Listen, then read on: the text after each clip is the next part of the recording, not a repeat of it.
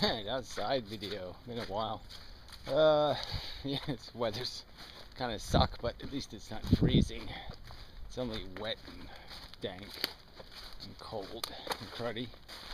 So anyway, so I'll make a wet and dank and cold and cruddy video about how wet and dank and cold and cruddy, generally speaking, yeah, in its total, life is. And such. Yeah, mostly. Yeah. It's really, most of it is just such, well, we've been over this.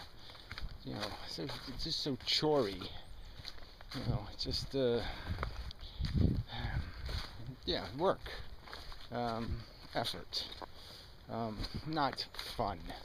Something other than, okay, maybe it's not horror, but it's not fun, most of it, and some of it's just so just grotesquely horrible, and in the end, again, for this intangible substance that people think it has, this, hey, I accomplished something, or I did something with my existence, or I had a good time. I went to a party and had a good time, or some other mush. Oh, they have to live in this crap. Oh, I hate those giant rats, but I do empathize. But living ain't easy. It's work. Living in this, out in this,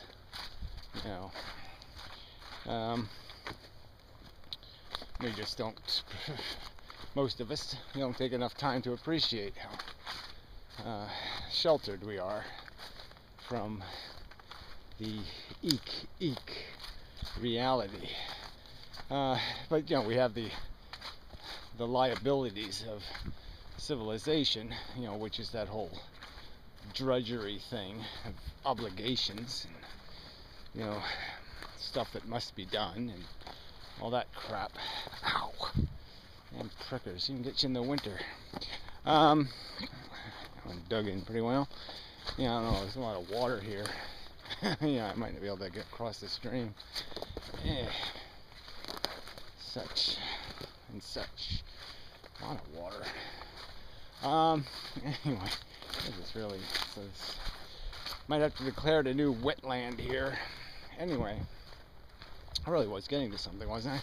Oh yes, the frivolous nature of our accomplishment was sort of what I figured I'd focus on. There's the two elements to this thing. It's recognizing the weight of the price paid for it. The unspeakable. There are some unspeakable horrors that happen to people. You can't even speak about them. They're just so horrible, that you just don't want to do that. Even for the sake of a good video. You just don't, they're unspeakable. And then there's the other side of it, which is this illusion of accomplishment, of, gee, I've had 10 things on my list of to-dos, and I got 9 of them done. Aren't I special? And we already know that much of that doesn't even come to pass, so to speak.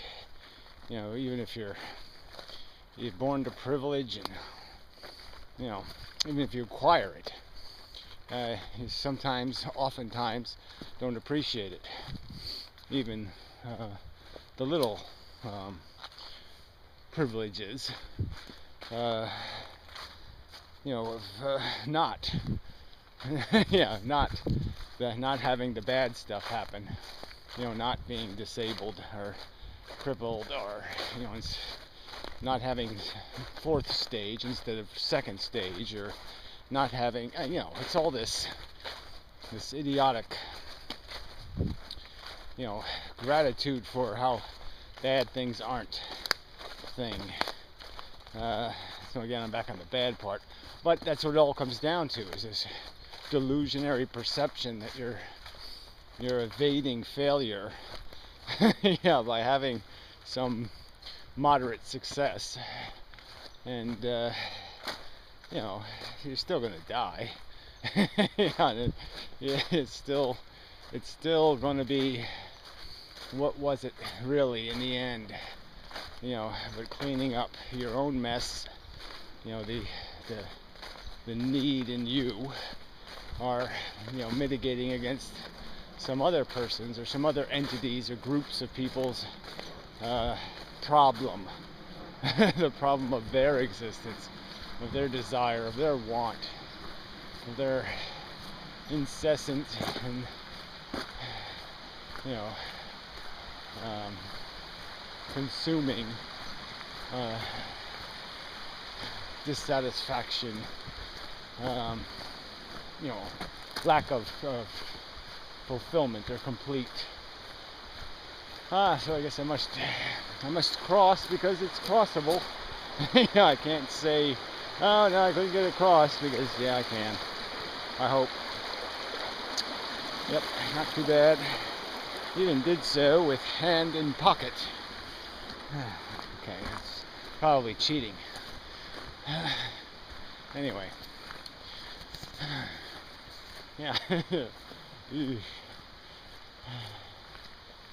Yeah, I just have such a, you know, I said the part of this, it's just mindsets. You're in a frame of mind. And in certain frames of mind, the cake is so delicious. You know, and then you put you in just a subtly different frame of mind. You know, after you've had 14 pieces, all of a sudden cake isn't such a good idea. And you know, it's kind of like that in the mush. You know, some days walking this path,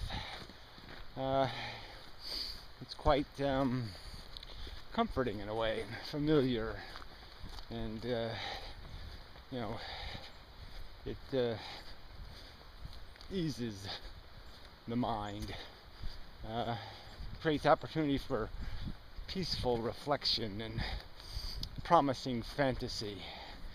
And in other days, it just looks like a gray trail of tears, you know, like a you know, a funnel, you know, it's sucking you into the masher. You know, that you're just it's the mouth to the grinder. It'll give you no comfort or peace. It'll just be the, you know, opportunity to think about just the sloppiness and, you know, crude brutality. You know, we could look at the fallen tree, its metaphor, you know, life as a, you know, just this kind of experience that one minute you're rooted in your delusions, one minute you're rooted in your you know, familiar fantasies, and the next minute you don't have no roots. You know, the next minute you're high and dry, desolate, and with hope without prospect, you know, with no arms to, you know, push your way to the surface to get a gulp of air, and just all a matter of a few little neural clicks, a few twists and turns of, you know, the arrangement of the psychology, and you know, go from, you know, a pleasure cruise, you know, to a voyage to hell. And you know, and unfortunately, we, in this atmosphere, or me anyway, it seems like these others are attempting it, you know, to have a conversation about what really is a balanced or a fair approximation of the reality of this. Um, is this consumable mush? Is this a trap worth testing? Is this a game worth playing? Is really the victory of your attained Lamborghini pleasure really ever going to compensate for the hard miles on the terror path that many will have to endure for you to have it? I mean, is there some rational perspective where, even though you're full of desire for the cake, even though it looks so yummy, you know what it's made of, you know how hard the miles will be to make it, and so you can appreciate that, even though you you want to just say it's all good, it's not. That maybe you can find an excuse to eat this cake, but you really can't find an excuse to bake another.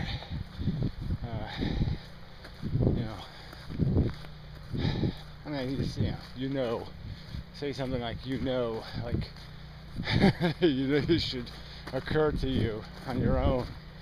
Like, I shouldn't have to articulate the sense of foreboding and apprehension into just playing with this fire. Why is it that other people can't see or feel or know how dangerous this is? How can they go through their lives? How can they even watch a few tragic movies and not get a sense that, oh yeah, this can go horribly wrong, just horribly wrong? You just watch the news a few times. Don't you want to live one of those stupid lives displayed, torn open and exposed? Would you want to be one of those characters on the news, living out that horror, that mess? Not I.